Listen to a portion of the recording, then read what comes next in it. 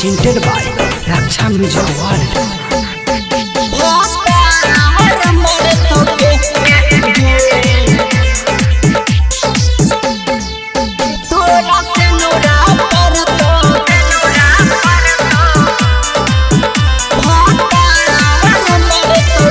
हमारा से छल के लही गे छोरिया बादल के लही गे हमारा से छल के लही गे छोरिया बादल के लही गे पर तो छोरी हम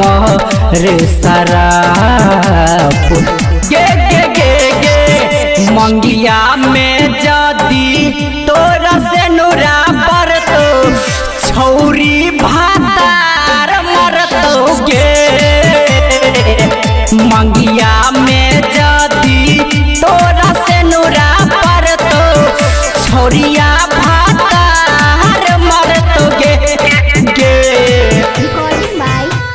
RR Music. भातार मरतोगे मंगिया में जदी तोरा से नूरा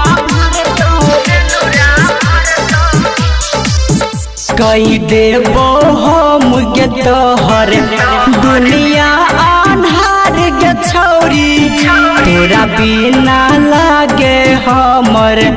जीना बेकार गे छौरी जीना बेकार गे आई तो दुआरा बारात दारू पी के आइबो रात सार के मरबो लात लात डोली जाने देबो साथ कने सुन हमर बात छौरी गे आखिया के सोझा जड़ तो गे गे गे गे गे मंगिया में जदी तोरा से नूरा भर तो छौरी भातार मर तो गे मंगिया में जदी तोरा से नूरा भर तो छौरी भातार मर तो गे। Recording by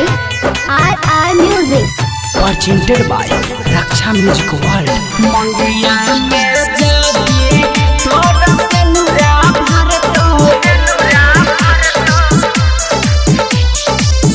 जीवो नहीं जिया देबो दुनिया में हम गे छौरी सीता जेना दिल तोड़ के ले तू चकना चूरी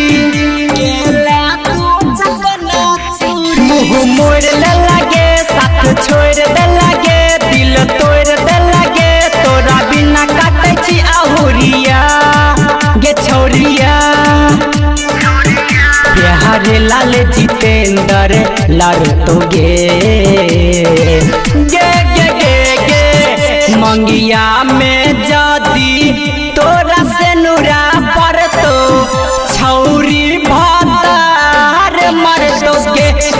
गे मंगिया में